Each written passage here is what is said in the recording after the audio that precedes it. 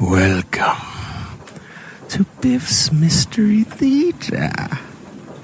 I have many tales to tell you. Ghost stories, murder stories, and tales that will make your bones chill.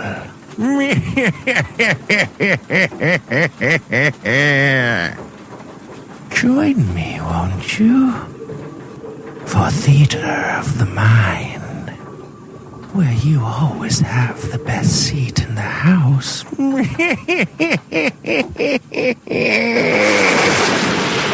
Now close your eyes and turn off the lights.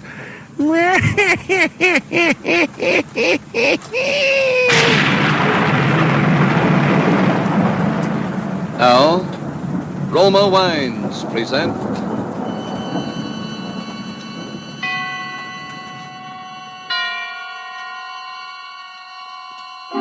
Suspense.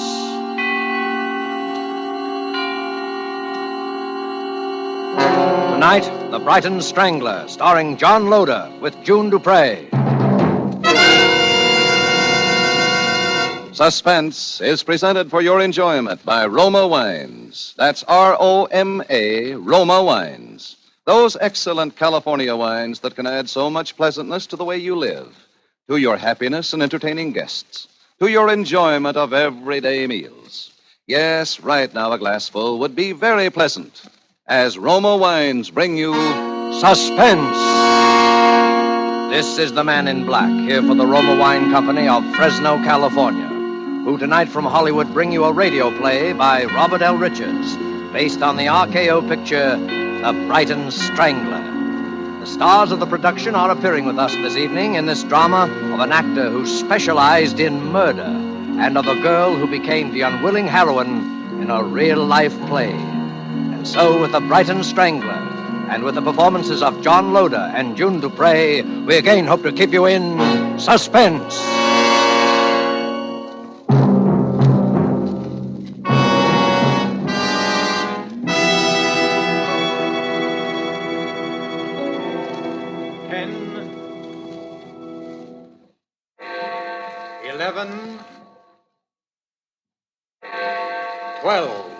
Midnight and the New Year.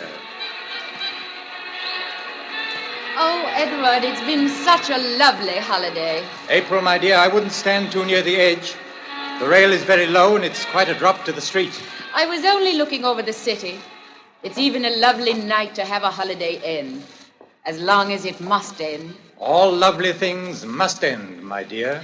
Shall we join the others? It's a bit chilly out here on the terrace, don't you think? No. We can't go in just yet because... Because what? Because something has to happen first. What has to happen? You know what happened to the Lord Mayor of Brighton, don't you? He was strangled. On Christmas Day. And the Chief Inspector, 3 days later, he was strangled too, wasn't he? Edward. Don't try to pretend you haven't guessed who I am. No, Edward. You couldn't be... Go on, say it. The Brighton Strangler. You couldn't. But I did. My alibi for the Lord Mayor was very simple. I merely turned his watch back. And for the Chief Inspector, you yourself supplied me with an alibi. Remember? But why? Why? Because 10 years ago they conspired to send an innocent man to prison. And that innocent man was me. And now you, my dear, are the only person alive who knows. Edward, listen to me. We're in London. It's New Year's Eve. Don't you remember how... The silk cord. Edward, you're not going to... Yes. Help! Help! That's him! Stop! Stop or I'll shoot! You've got him!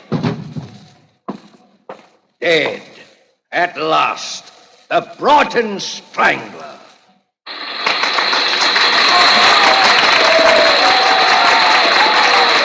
Thank you very much. Thank you. Thank you. Good night.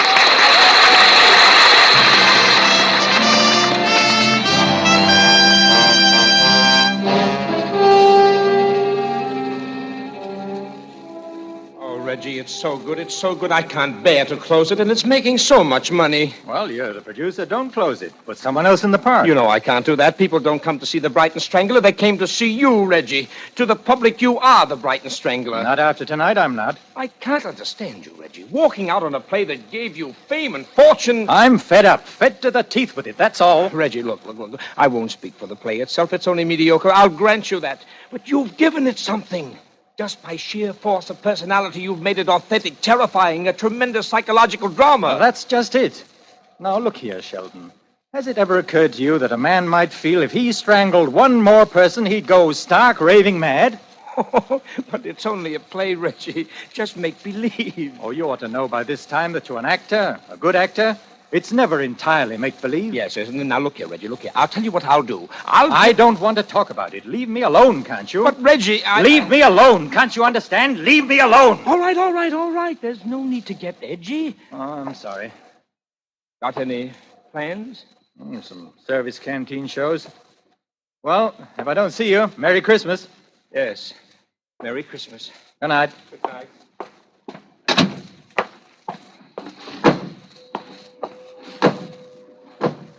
Air raid. Shelton! Gone. Everyone's gone. No time to make the shelter now. Best stay here, I suppose. Getting close. Too close. This is it!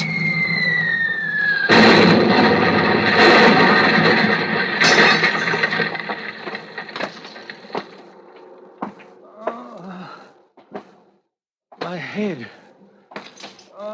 It hurts. Got to get out of here. Somehow. But where? Where?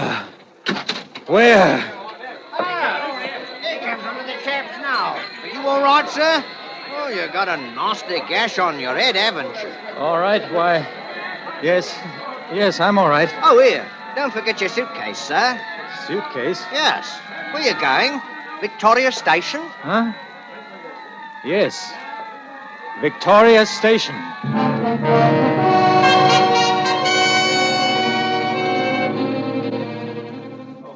How many? 3 return tickets to Horsham. Here you are. Yours? Return to Rottingdean, if you please. Right. Next? Single to Brighton. Brighton. Right, next. What's yours, sir? Single to Brighton.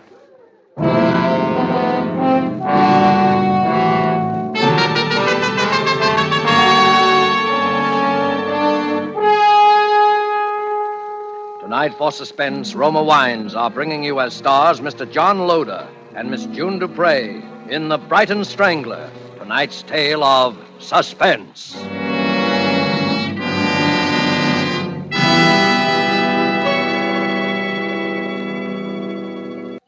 And now it is with pleasure that we bring back to our soundstage Mr. John Loder as Reginald Parker and June Dupre as April Manby, who now takes up the narrative concerning The Brighton Strangler, a tale well calculated to keep you in suspense.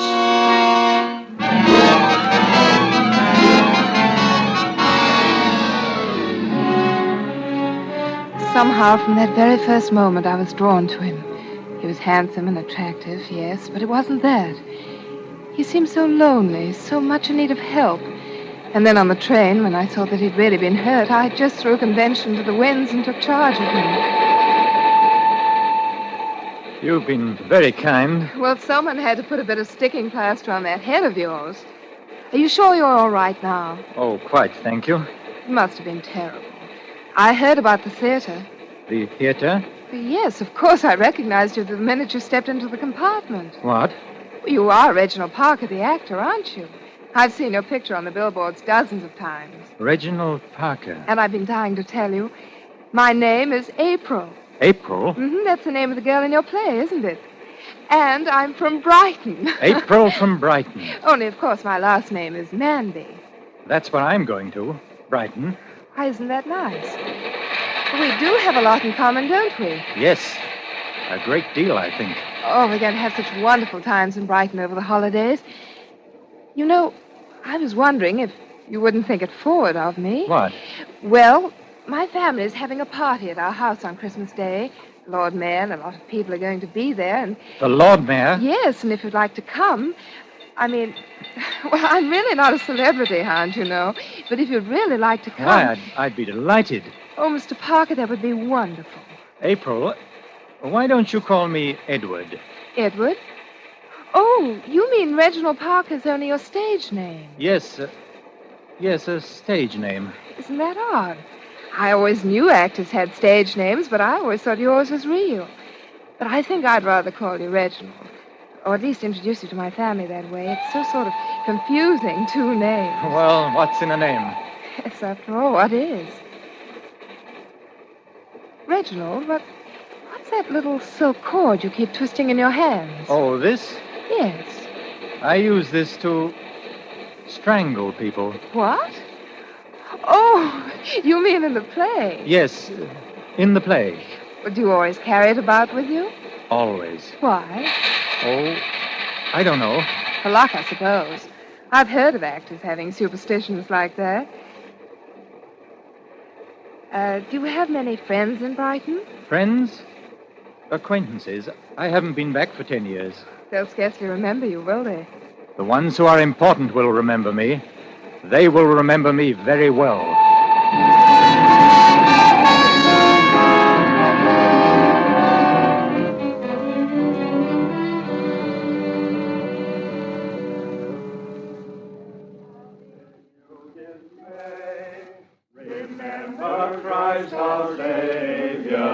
Hello there, am I late?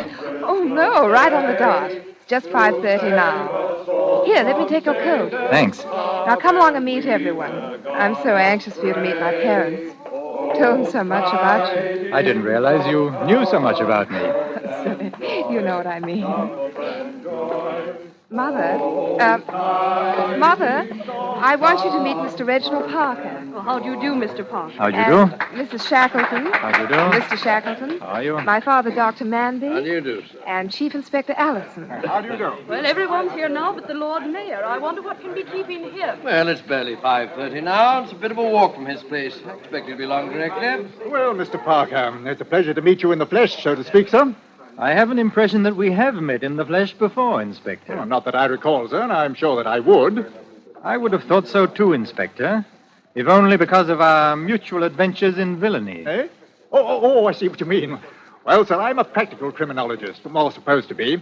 And I must confess that I find most of these plays and films and so on about crime rather preposterous. Why? Why, in this day and age, a man can't go about killing people without being caught. Once in a while, perhaps, but when you get these stories of chaps with 2 or 3 and a whole string of victims, oh, no, never. But, Inspector, they always are caught in the end, if only to prove to the kiddies that crime doesn't pay. But supposing it were the perfect crime. Oh, bosh, there's no such thing. Really? Oh, you interested in criminology, Mr. Parker? We ought to get together some evening while you're here. Perhaps I could give you a few experiences of my own that would amuse you. I should be delighted, Inspector. In fact, I shall make a point of it. Oh, good. Excuse me a moment. Hello? Yes? Yes, I'll call him. It's for you, Daddy. Oh, thank you, Martha. Yes? Yes, this is Dr. Manby speaking. What? Good Lord. Yes. Very well, I'll tell him, and I'll come over at once. What is it? What's wrong? Terrible thing has just happened. We'll need you on this, I'm afraid, Inspector. What's happened? The Lord Mayor has been murdered. Murdered? Can't understand it. Why, he didn't have an enemy in the world. When did it happen? He left his house at 5:15 to come over here. He was apparently attacked by someone who'd been lurking in the shrubbery of his own grounds. He was killed at 5:30. His watch had been smashed during the struggle, and that's when it stopped. And how was he killed, Doctor? He was strangled.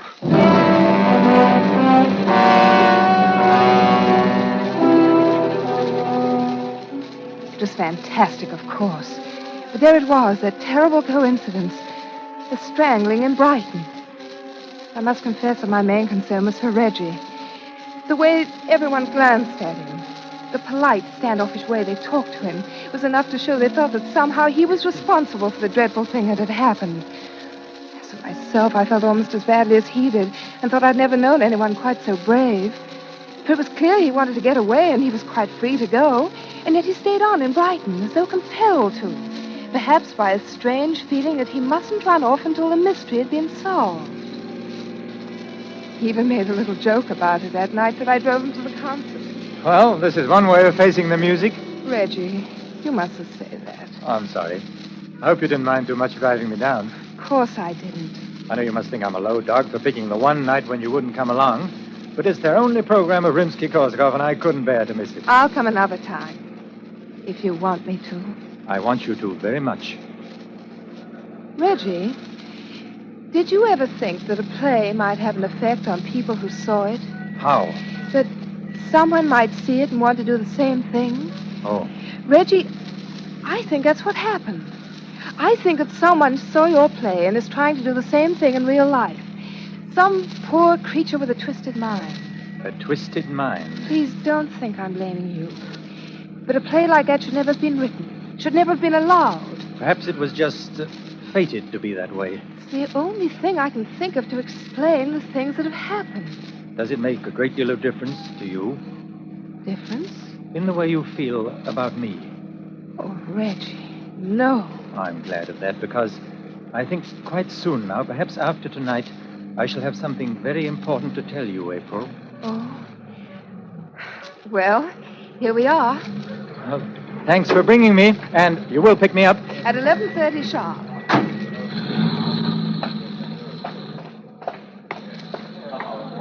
Tickets, please, sir. Here you are. First stall on your right, sir. First seat in the last row. Am I late? No, sir. It's just about to begin, sir.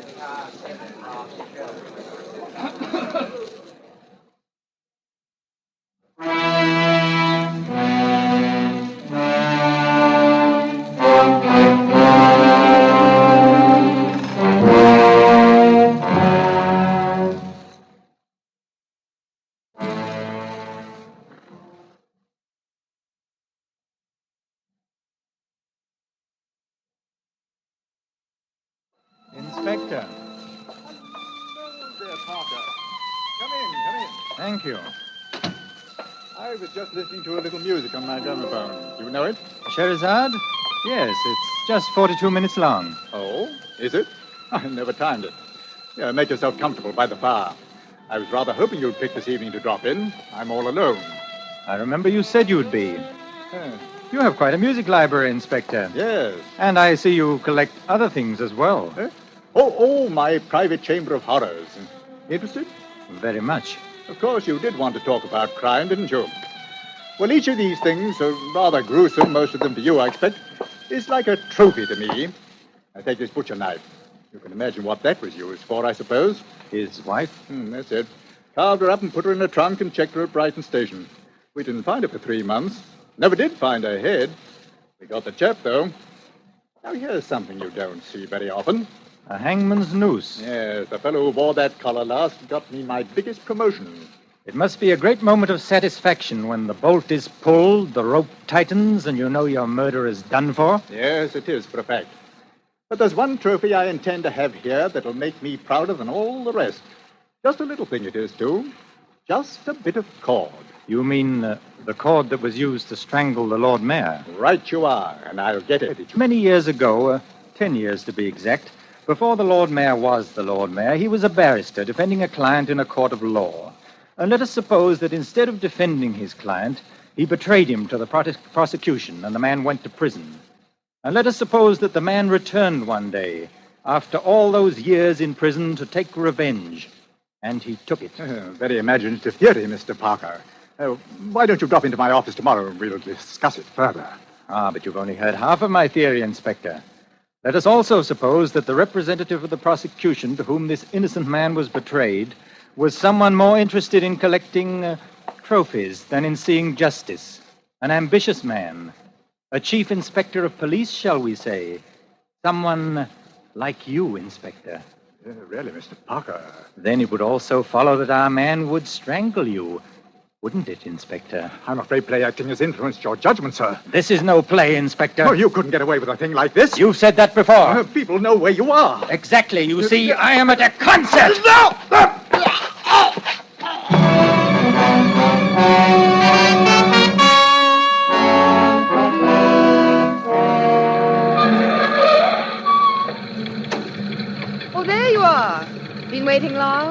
just over. Did you enjoy it? I don't think I've ever enjoyed a concert quite so much in all my life. Really? Do you have a wireless in your car? Yes, there it is, right in front of you. Oh, yes, of course. I thought we might hear a bit of news. Mm-hmm. Under intense anti-aircraft fire, the raiders were driven off. However, with only a minimum of damage to non-military objectives. I have just been handed a dispatch from Brighton. The Brighton Strangler has struck again. At approximately 11 o'clock tonight, Chief Inspector Allison of the Brighton Police Force was found dead in his flat. Reggie. He had apparently been murdered in the same manner as the Lord Mayor of Brighton, only 3 days before, by strangling. Again, there were no clues to the killer. Reggie. It's fortunate, my dear, that you and others know I was at the concert this evening. Fortunate? Because otherwise it might seem almost one coincidence too many.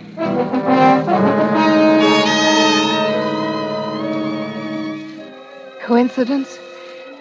Suddenly, all this coincidence that had seemed only the trickery of an impossible nightmare became the evidence of terrible reality. How I managed to maintain a semblance of calm as I drove him back to his hotel, I shall never know. The next day he had left, and that afternoon he called me from London. He said it was most urgent that I see him. I knew that I must go. But first, I went to the police.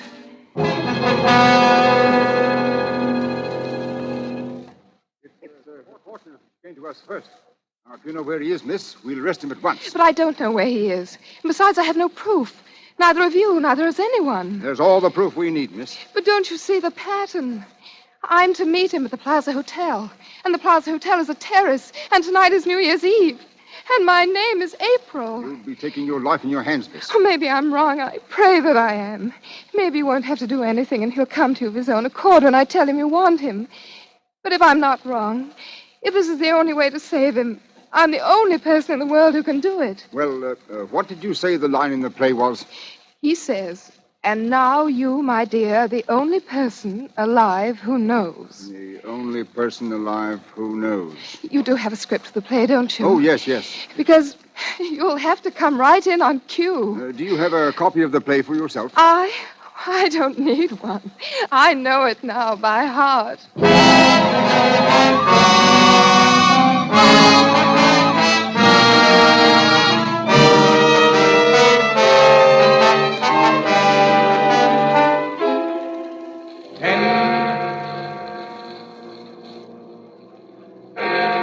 11, 12, midnight, and the new year. Shall we go in? It's a bit chilly out here, don't you think? No, we can't go in just yet because... Because what? Because something has to happen first. What has to happen? You know what happened to the Lord Mayor of Brighton, don't you?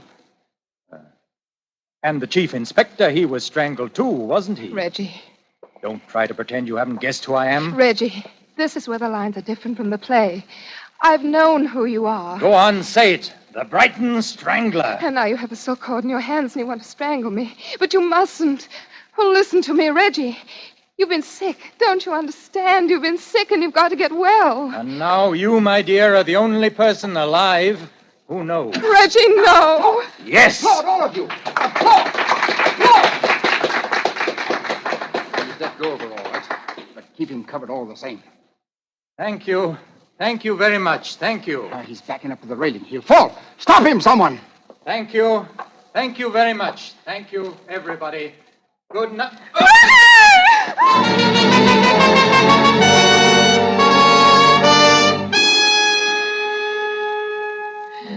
As though in a trance, bowing as he had so often to so many enchanted audiences of the Brighton Strangler, he stepped backwards towards the low parapet as though again leaving the stage, and fell. We found him on the pavement below. He was still alive. It's April from Brighton. We were bombed, weren't we? And then I heard applause.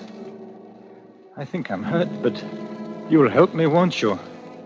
I want to take just one last curtain call.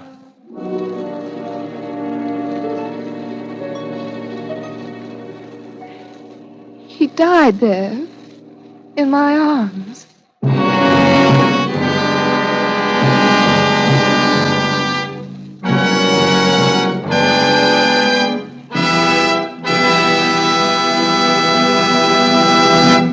And so closes The Brighton Strangler, based on the RKO picture, and starring John Loder with June Dupre. Tonight's study in Suspense. Suspense is produced, edited, and directed by William Spear. Now, the Roma Wine Company of Fresno, California presents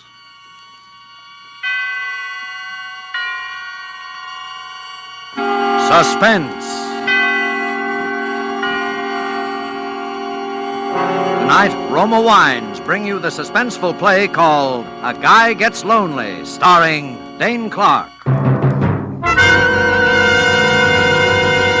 Suspense is presented for your enjoyment by Roma Wines. That's R-O-M-A, Roma Wines. Those excellent California wines that can add so much pleasantness to the way you live, to your happiness in entertaining guests, to your enjoyment of everyday meals. Yes, right now a glassful would be very pleasant, as Roma Wines bring you a remarkable tale of suspense. And with the drama called A Guy Gets Lonely, and with the performance of Mr. Dane Clark as Eddie Lewis, Roma Wines hope indeed to keep you in suspense.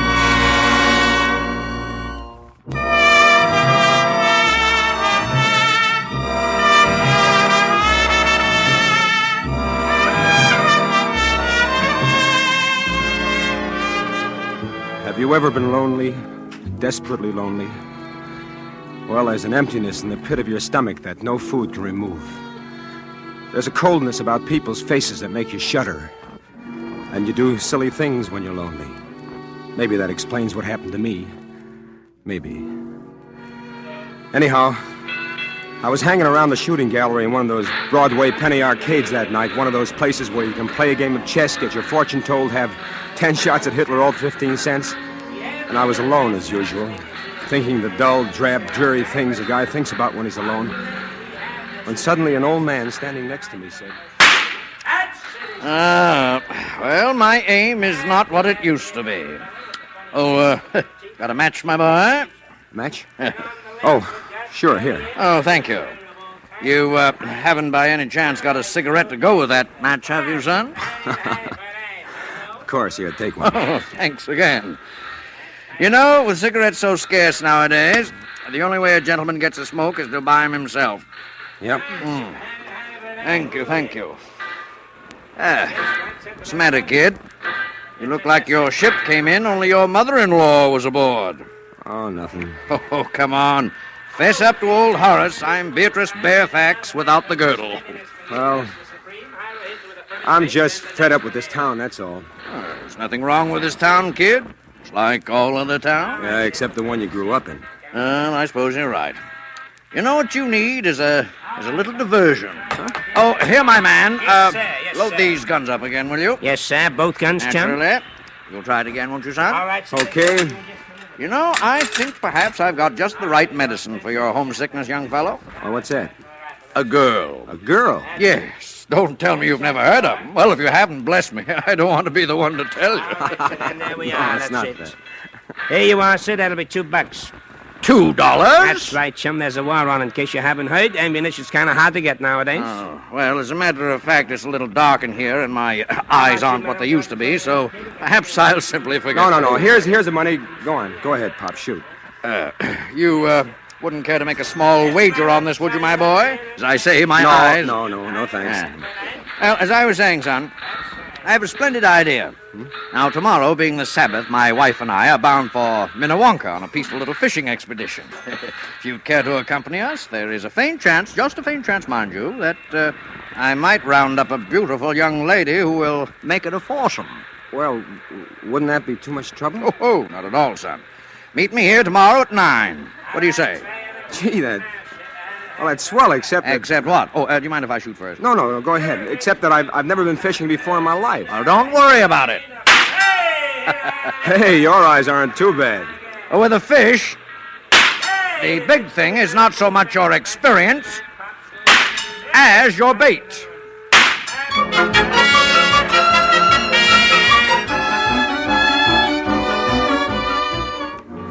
The idea of not being alone again on Sunday is what excited me. I didn't give much thought to the girl until I saw her. If you've ever seen a truly beautiful woman walking toward you, you'll know what I'm talking about. First, you see the tiny gray silhouette in the distance, and then the figure seems to spring to life. Each curve rounds into place, and finally you see the smooth oval face and the long auburn hair dancing in the breeze. And before you know it, you're in a trance, that's all. That must have been what happened to me when I first saw Jorlie, because I don't remember much of anything until I heard myself saying, "Oh, hey, what's that?" A worm, silly. You can't fish without a worm. Do I have to? Well, of course. As captain of this boat, I promise to bring in more fish than Horace. Wow. I order you to put that worm on the hook. No, it shakes. Rather gracefully, don't you think? Kind of reminds me of a shimmy queen at a burlesque show. Oh. There. Oh. Now you did it. Easy, wasn't it? Now drop your line in the water. Okay. Well, where's the fish? Patience, lad, patience. The fish hadn't had a chance to read your advertisement yet. Well, if they could only see you, Jorlie, I doubt if they'd bother with my line at all. Oh, your line isn't bad, Eddie. This isn't so bad at all.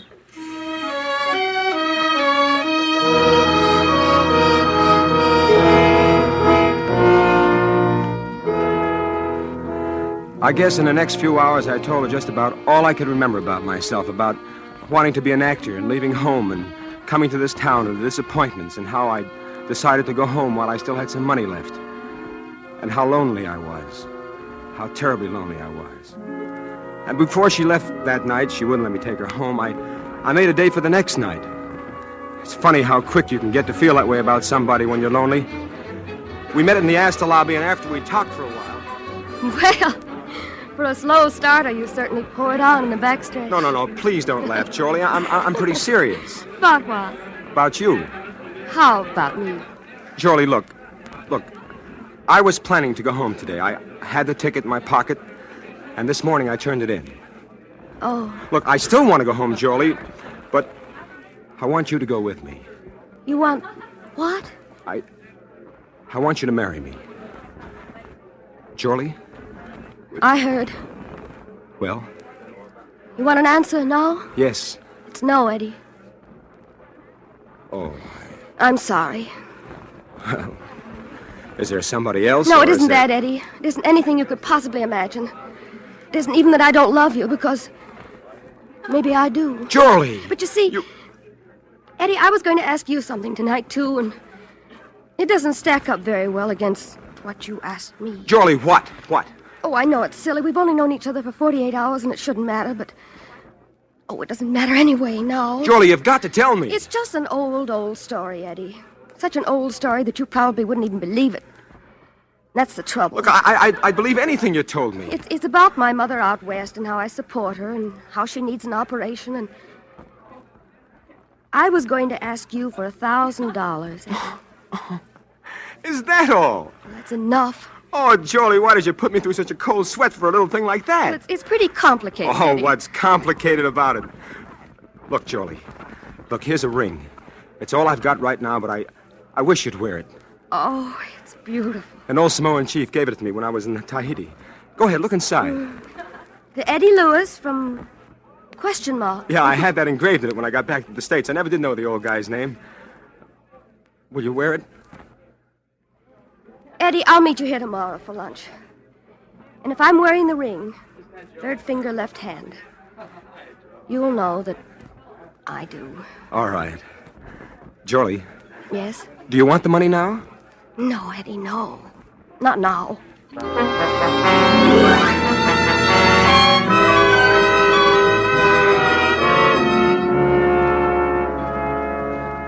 The next day I was there waiting for her, way ahead of time again, but this time she was late. After a half hour, I began to get worried. And then I began to get scared. And after a full hour had gone by and she still hadn't shown up, I was half crazy, and then I felt a hand on my arm and a voice speaking over my shoulder. You, waiting for somebody? That's right. A lady? Yeah, what about it? Would your name be, Eddie Lewis? Yes. Say, what do you know about the fact that I'm... We found your name written in lipstick on the back of a bathroom door up on the 10th floor. After it said Astor Lobby, 1 o'clock. So we, sort of put 2 and 2 together. You see, I'm from headquarters, Eddie. What? I'm a detective. Detective? Listen, if you know anything about Jorley Andrews, I was supposed to meet her here about an hour ago, and Would she have been wearing this ring by any chance? Well, that's right. That's my ring. Where is she? She's down at the city morgue, Eddie. She's dead.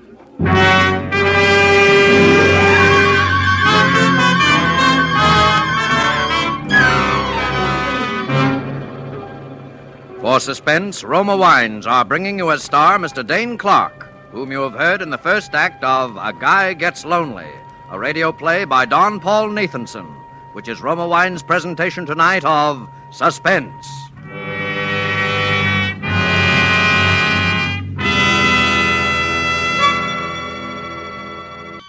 And now Roma Wines bring back to our Hollywood soundstage Dane Clark as Eddie in A Guy Gets Lonely, a play well calculated to keep you in suspense.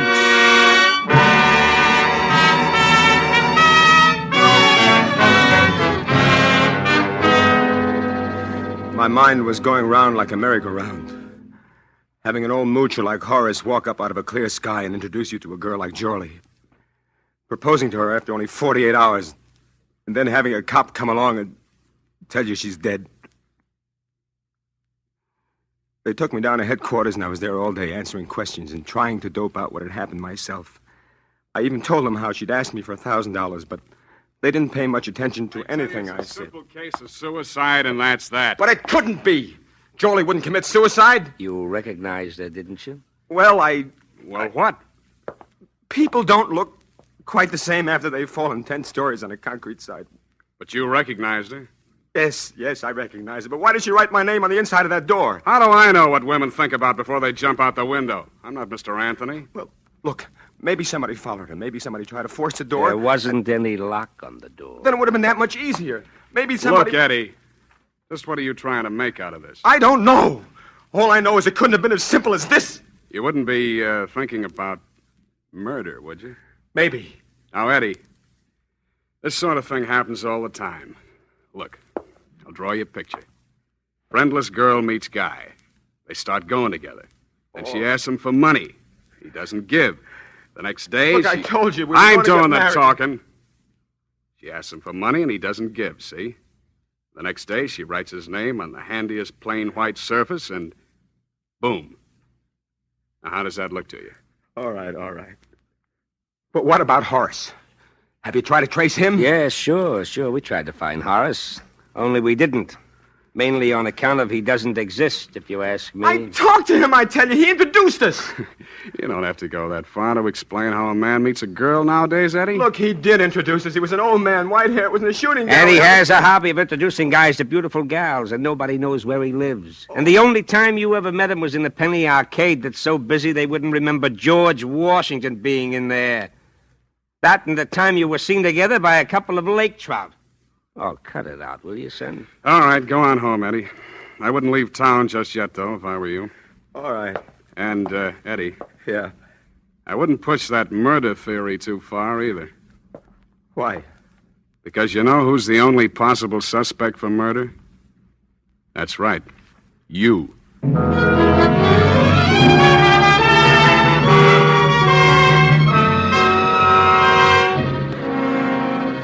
First, I didn't know what to do or what to think. I didn't blame the cops. From where they sat, it just didn't make any sense any other way. And then all at once, I knew what I was going to do.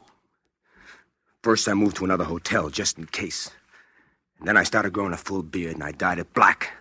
And my hair, too. You see, I'm a natural blonde, so it turned out pretty good. Good enough to pass off for a night anyway. And I really am an actor. Maybe no Barrymore, but enough to give a fair imitation of an accent. And I got some different clothes, and then I was ready. I began haunting that shooting gallery because I figured the old man had a system. But after about 3 weeks, I'd about given up hope. When one Saturday night, I walked into a little place off Times Square, and I saw him. My heart was jumping through hoops, but I just sort of moseyed around, tried to look as down in the mouth as I could, kept my face out of the light. I felt pretty safe with the beard, so I went over and I stood next to him. Oh. Well, my aim seems to be off tonight. Oh, pardon me. Do you have a match? I reckon I do. Sure, here you are. Oh, thank you. My boy. Like to try your skill at the shooting gallery? Perhaps a little wager? Oh, no, thanks. I've just about had enough shooting to last me a lifetime. I just come back from 2 years in the South Pacific. So that's where you got the beard? Yeah, a bunch of us fellas grew him down there. I promised my kinfolk I'd let him see it before I shaved it off. I'm not so sure I would shave it off. It's mightily becoming to you. Thank you. Where are your folks? Texas. Got a mighty nice little ranch of my own down there. I sure do miss it. Kind of lonely, huh? Oh, you all can say that again, mister. Well, son, if you'd forgive an old man for sticking his nose in somebody's business where he's got no call to... Shucks, no. What's on your mind? I think I know just the medicine for you. Why, what's that? A girl. That was it. That's what I've been waiting for. First, I thought of taking the old devil out in the alley and sweating it out of him right then and there. And then I thought, no, there'll be a girl, and I want to have a talk with that girl. In the meantime, the old man was going on about that fishing trip. If you'd care to join us, my boy, I think I can promise you a very pleasant afternoon. Well, I reckon I couldn't do that. Perhaps if you could make it tomorrow night. Well, now, that might be arranged. Where would you like to have us meet you? Well, couldn't you just sort of give me the young lady's phone number, tell her I was fixing the call? I'm afraid, you see, this particular young lady doesn't have a phone. Don't think I'm not downright grateful, mister, or that I wouldn't enjoy your company, but... But you'd rather be alone. Shucks. No, don't get me wrong. I'm no wolf or nothing like that, but... Well, when a fella has his first date with a gal in more than 2 years, maybe you can't understand what that means. I think maybe I get the general idea, son. I'll tell her to look for a handsome Texan with a beard. Can you be here tomorrow night at, say, 8 o'clock? Oh, I calculate I sure can. Well, then, my boy, you've got yourself a date. The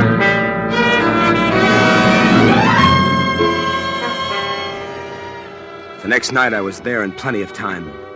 I had plans for that girl, lots of plans.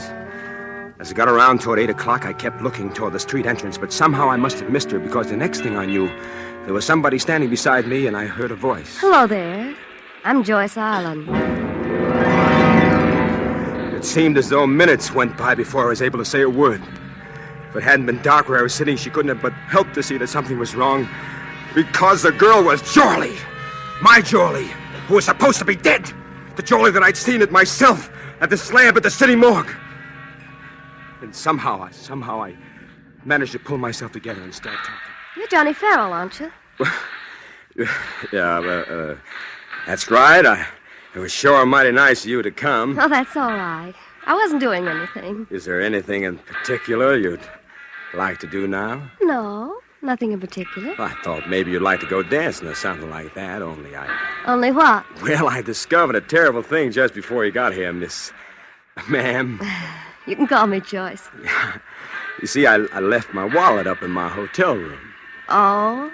If you all wouldn't mind stopping by there with me for a minute while I pick it up, then we could... And I suppose while we're up there, I can look over your etchings. Oh, huh? no, ma'am. I ain't that kind. Honest, I'm not. But if you don't want to go, it... Oh, what's the difference?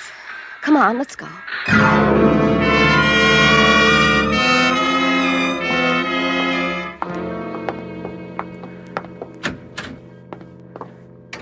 You always keep it this dark in here? Well, there's a couple of bulbs burn out. I told them to have them fixed. Oh, well, never mind.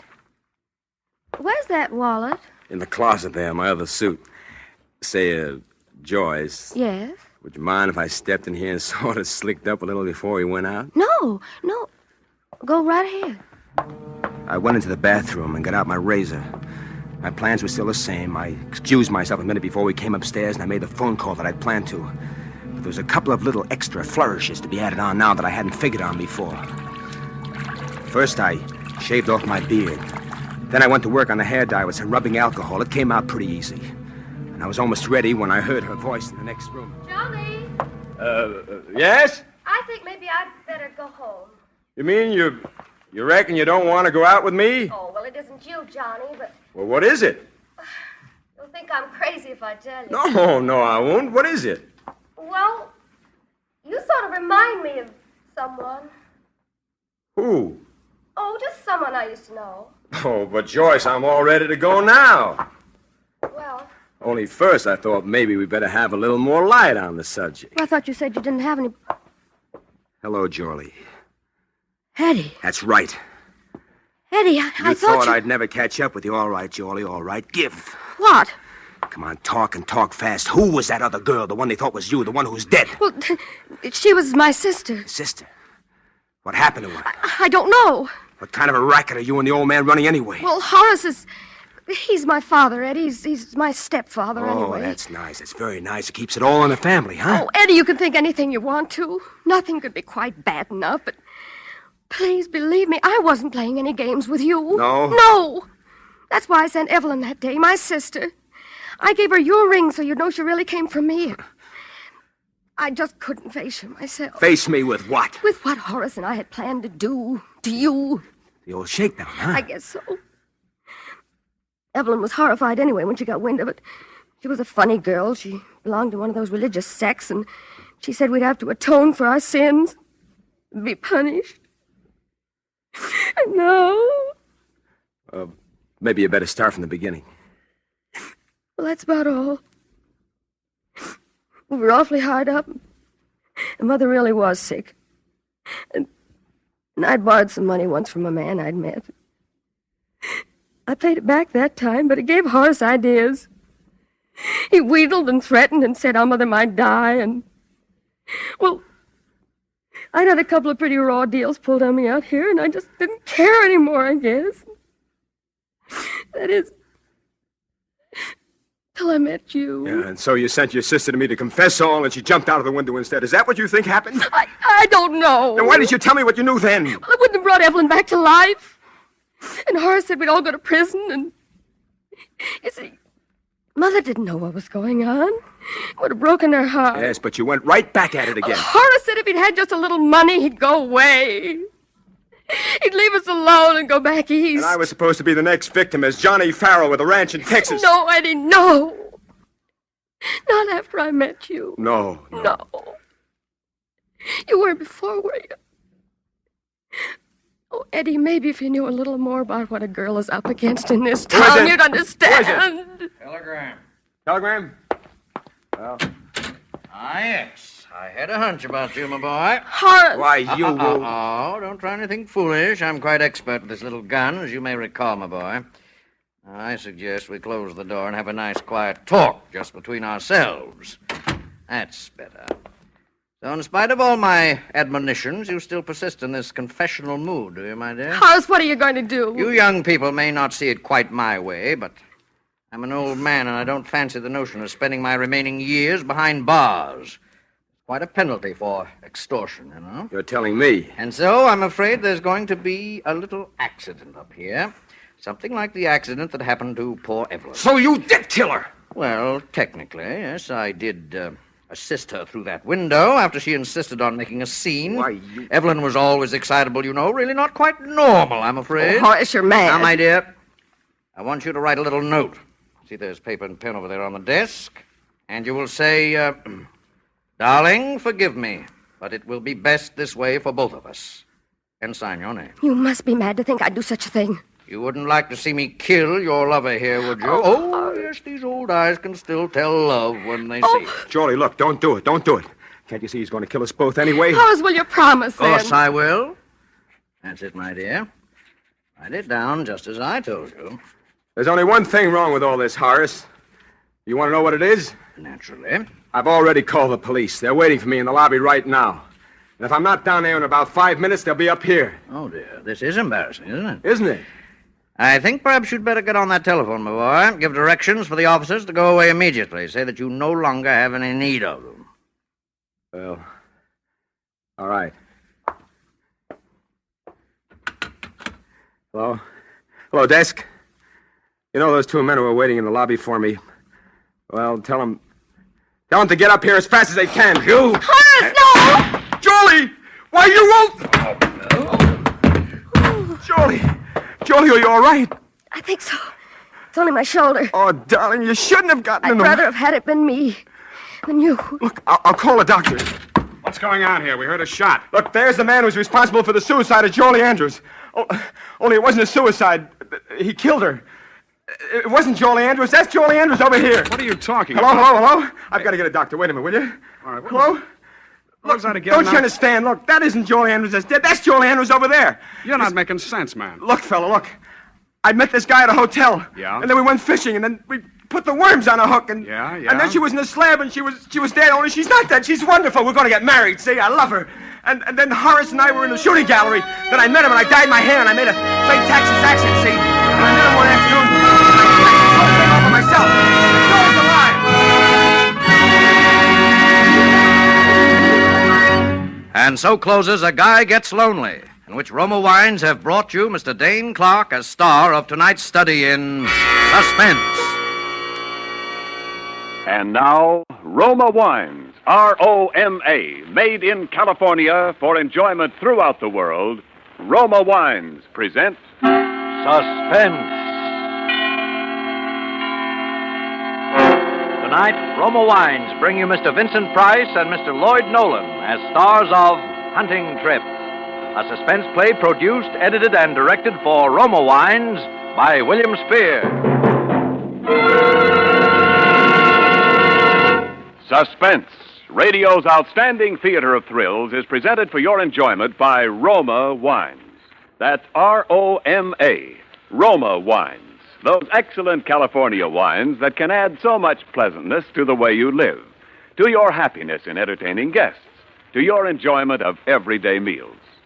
Yes, right now, a glassful would be very pleasant, as Roma Wines bring you Lloyd Nolan and Vincent Price in a remarkable tale of suspense.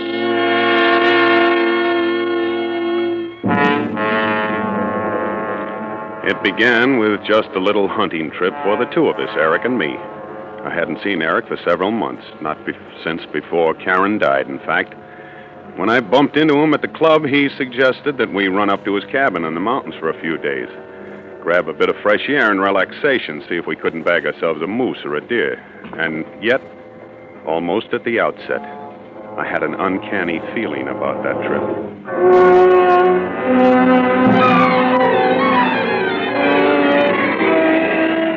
I suppose actually it was the night and the setting. It was the blackest night I'd ever seen.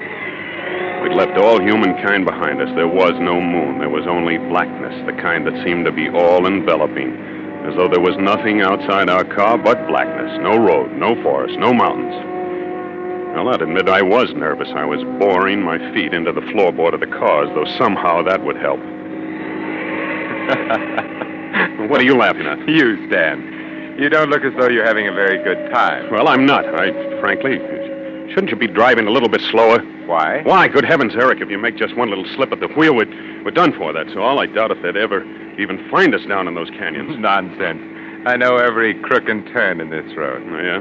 I don't think you're much of an outdoors man, Well, Stan. maybe not. I love this kind of country in the daytime, but I'll confess I'm not so keen on it at night. I don't like what I can't see. Funny, I'm just the opposite. There's a challenge in the darkness that stimulates my senses. It's exhilarating. It stirs my imagination. Well, sure, I suppose it would. But I'm not equipped to grapple with the mysteries of the universe. Stan, you're much too modest.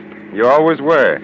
You've gotten out of life pretty much what you wanted, haven't you? Well, yes, I suppose so. Now, then don't always be belittling yourself. It's an effective technique, Stan, but I'm on to you.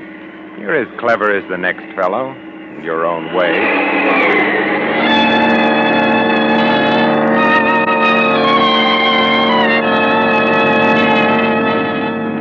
I sat back and tried to relax. Things weren't quite as Eric had pictured them. I was born with a silver spoon in my mouth, as they say. Eric had come up the hard way. I was average and soft. He was brilliant and hard. We'd known each other a long time, going to school together, being in love with the same girl, Karen. When I married her, he was my best man, and yet I didn't pretend to understand him. He was still pretty much of a stranger to me. I glanced over his way. He actually seemed to be enjoying himself. It crossed my mind that he was rather enjoying seeing me in a bit of a lather, too. Well, it's not far now, just around the next bend. Well, thank the Lord. Well, am I amusing you again? No. I was just thinking what a perfect spot this would be for a murder. A murder? Honestly, Eric, I believe that's all you think about. It is almost. When I buy a newspaper, I read about murder the way you study the stock quotations. Murder is fascinating to me. I spend most of my time figuring out ways and means to commit murder. Now you're trying to sound like a mental case. Who knows? Perhaps I am. I have a mind. Well, here we are, old man. You see, I've delivered you safe and sound, all in one piece.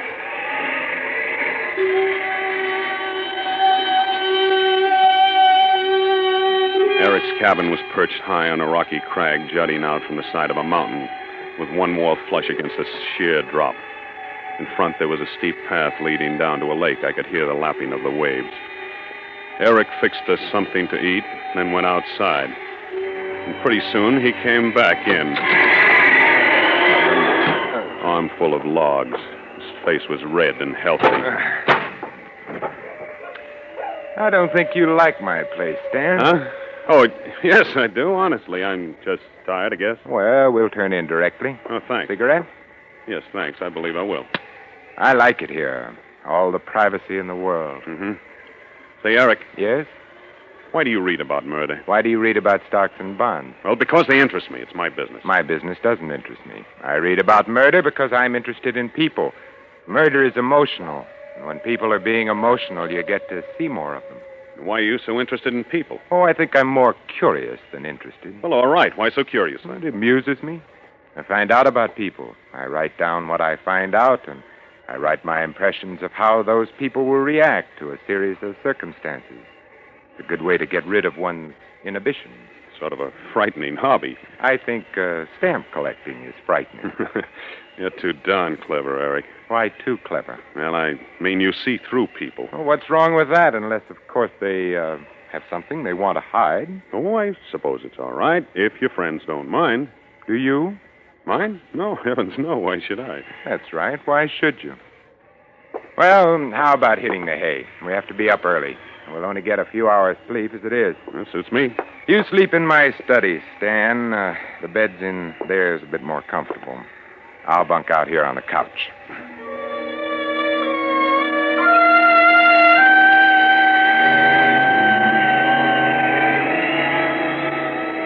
I had undressed and gotten into bed and was reaching over to put out the light on Eric's desk when my eyes fell on a stack of typewritten sheets.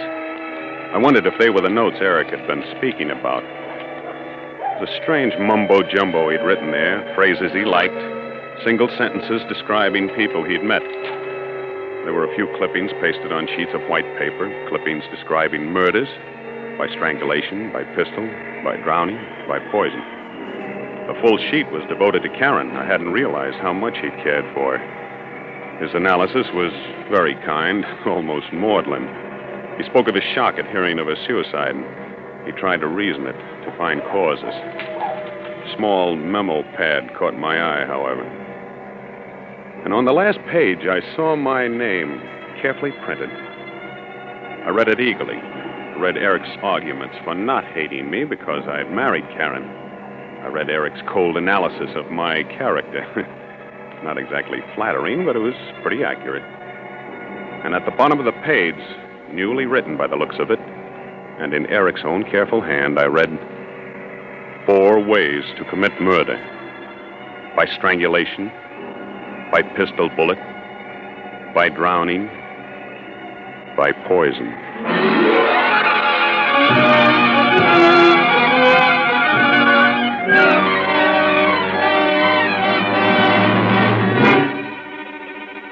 For Suspense, Roma Wines are bringing you Vincent Price and Lloyd Nolan in Hunting Trip by Paul Bernard and Lee Horton.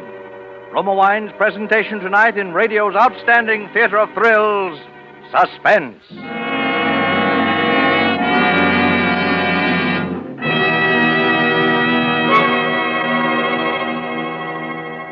And now, Roma Wines bring back to our Hollywood soundstage Lloyd Nolan as Stan and Vincent Price as Eric in Hunting Trip, a tale well calculated to keep you in suspense.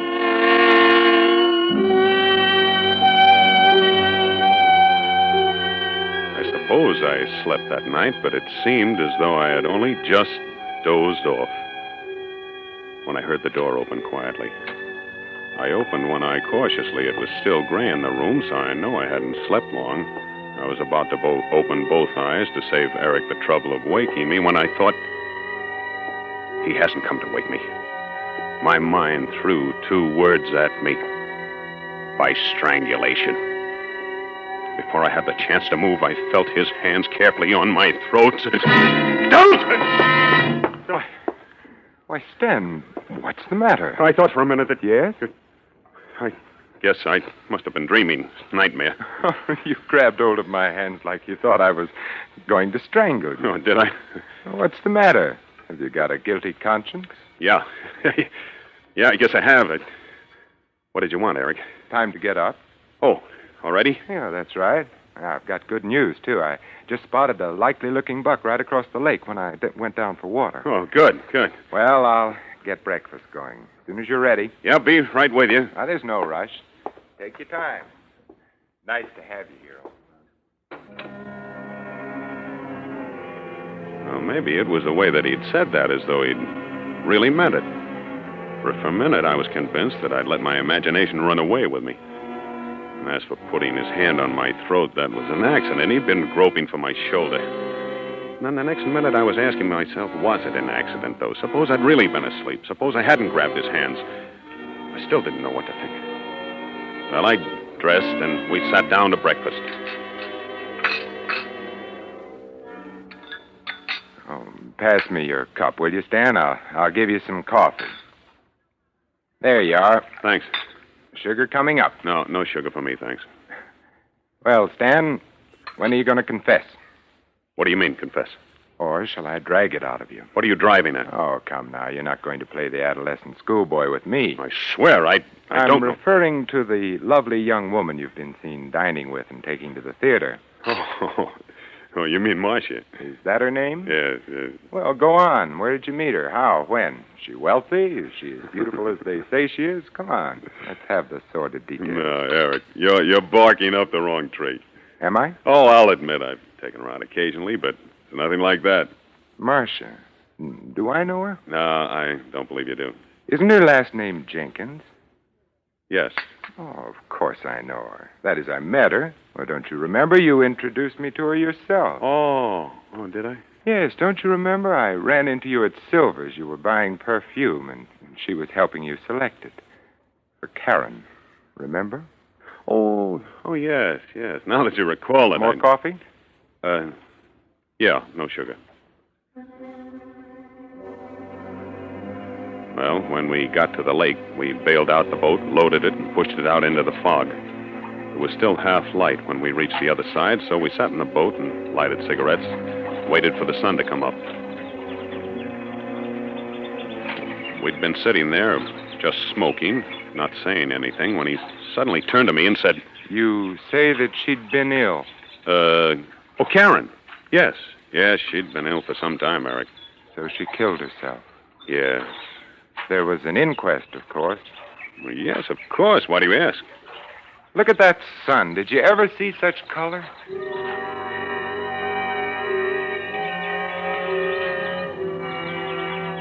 4 ways to commit murder. I'd almost forgotten about Eric's hands on my throat. Now the incident jumped vividly back to my mind because now I knew that Eric had a reason. He looked away after he asked me about the inquest. He didn't answer me when I asked him why he wanted to know. Somewhere in that strange, dark corner of his mind, he was still obsessed by love for Karen, even though she was dead and gone.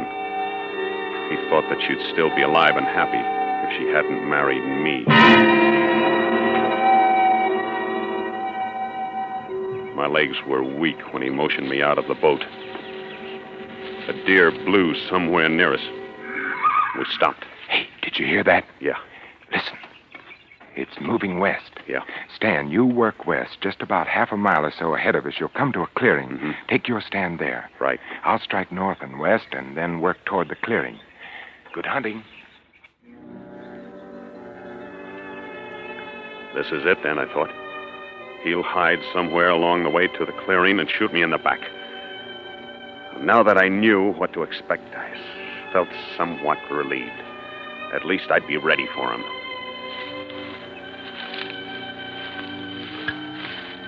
Nothing happened until I'd nearly reached the clearing. And then I got the feeling that someone was walking with me, timing his steps with mine. I stopped and listened. I don't know how long I stood there, my rifle gripped in my hands. But suddenly, instinctively, I wheeled around. A shot whistled over my head. Then I saw a buck running across the clearing. He'd shot at me and missed. Well, two can play at that game, I thought. The next shot would be mine. I wouldn't miss. I dropped on my knees watching the brush for him.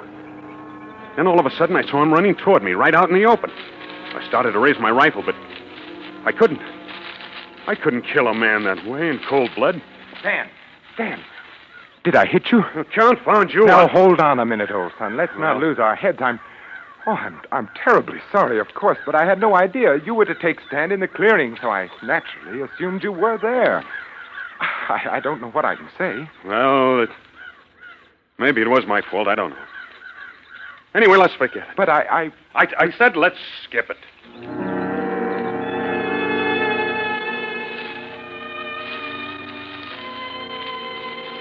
I stuck close to Eric after that. I gave no more opportunity for a shooting accident. It was dusk when we headed back toward the cabin. We didn't get our buck, not that I cared, and I'm sure Eric didn't. He was after different game. Then I saw a boat on the beach. By drowning.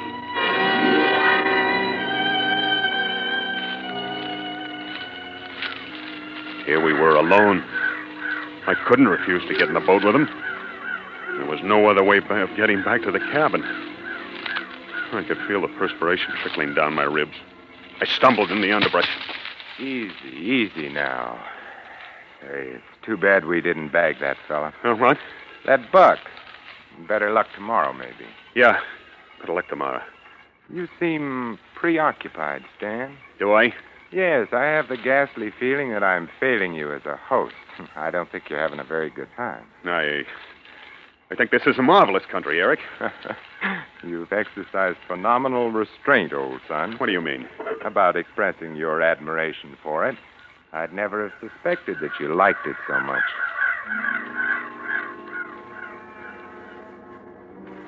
That remark called for some sort of an answer, but I wasn't equal to it. Fortunately, I was spared the necessity.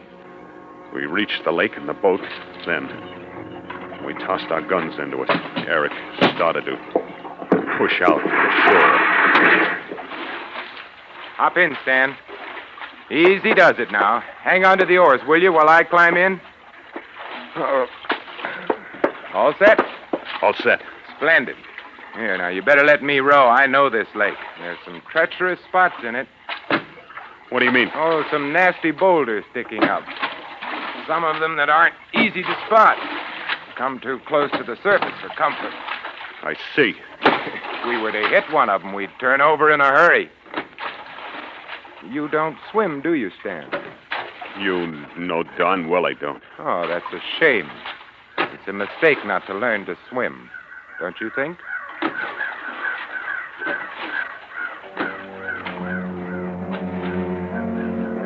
What happened after that was a nightmare. He rowed. I sat there, paralyzed. I couldn't move. I couldn't think. I knew I should do something, but what? I stared at the water till I was blind, looking for rocks. Eric's face was a blur. He just smiled, rowed and talked. His voice sounded hollow and unreal. You're shaking, Stan. Is something wrong? This lake's plenty deep. Lots of fish in it, too. Maybe we can do a little fishing.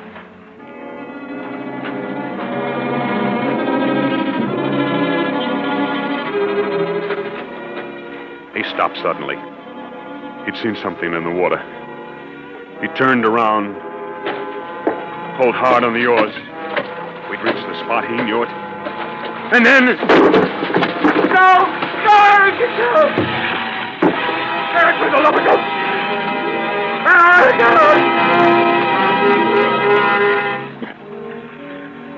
When I came up, Eric was there in the water near me. He didn't speak. He just grinned. And then I saw his face above mine, grinning. Saw him raise his face, strike me, and that's the last I remember.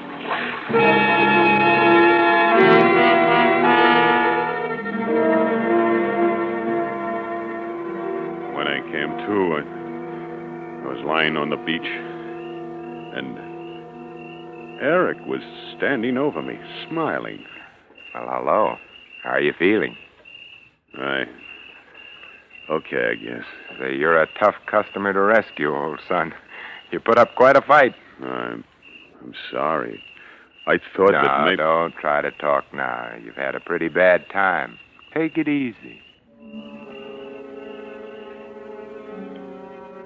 Well, it was all clear to me then. Eric had saved my life.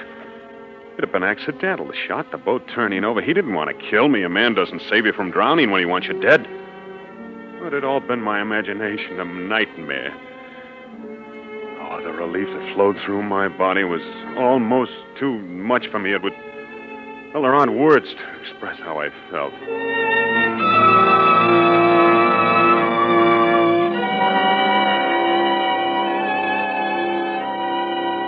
A little later, Eric helped me up to my cabin, and I stretched out on the couch. Eric went to the kitchen to fix hot coffee and soup. He brought the coffee in first, pulled up the coffee table close to me, and poured us each out a cupful. There you are. Get some of that into you, and you'll feel different. Oh, thanks. I'll be back in a second. Soup coming right up. Hey, Stan, do you like to cook? Huh? I said, do you like to cook? You know, I do. I like to try different concoctions. Oh, not me. I'd starve to death if I had to cook for myself. Oh, man. This coffee hits the spot. I can use a little of that, too. It sure does warm the innards, doesn't it? Mm-hmm. I got a little chilled. Nothing like a cup of coffee, I always say. That's what I always say, too, Stan. Why did I say something funny? Am I amusing you again? Immensely. Yeah? In fact, Stan, I think that's probably the funniest thing you ever said. How did you like it, Stan? 4 ways to commit murder. You read it, of course. Why, yes, I couldn't. tell you had, just as I intended you to. Were you frightened all day today? I don't understand. You didn't know, did you, that I came to your engagement party to ask Karen to be my wife? I wasn't aware that you were throwing a party or that she had accepted you. Oh, good Lord. Perhaps you don't remember what I told you that night. You thought I was joking, but I meant every word I said. That I'd make you pay if you failed Karen, if you made her unhappy. But in all these years, you would... Then you did bring me up here to... Murder you? You're so right, Stan. But you pulled me out of the lake. You saved my life. You are a dull-witted clown, aren't you, Stan? Don't you know me better than that? Did you think I'd kill you in the manner of a homicidal moron? Oh, no, Stan. But you did take a shot at me. Oh, yes. That was the second way. The first way was by waking you up by the throat this morning. The boat tipping over was the third way. And now I suppose we've reached the fourth way. Your brilliance positively staggers me. You can't get away with it, Eric. Oh, yes, I can. I have. You see how intently I'm watching you. I'm waiting to see you fall. You're going to die, Stan, just as Karen died. What do you mean? In the coffee stand. That's right. Your coffee's poisoned, just as you poisoned her coffee. Only yours is a slow poison. Poetic justice, don't you think? You poisoned my coffee? Yes, I wore down your guard. I planned it so that by now you would trust me. You would have faith in me. You poisoned my coffee? What have you... I didn't drink my coffee, Eric. I changed cups with you. There was sugar in my cup, Eric. I don't take sugar in my coffee, Eric. So I changed cups with you. I didn't mean to do it, Eric, but... I don't like sugar in my coffee.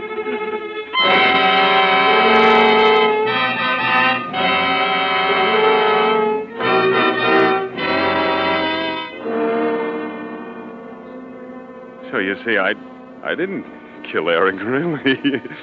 He killed himself accidentally, but I wish he had killed me. He had a good reason to, because somehow he knew about Karen, about how I killed Karen, by putting poison in her coffee that morning.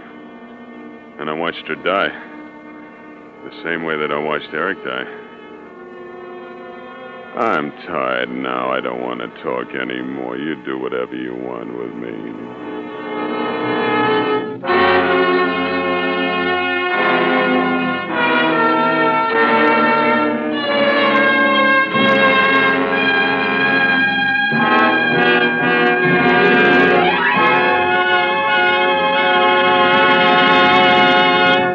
Suspense.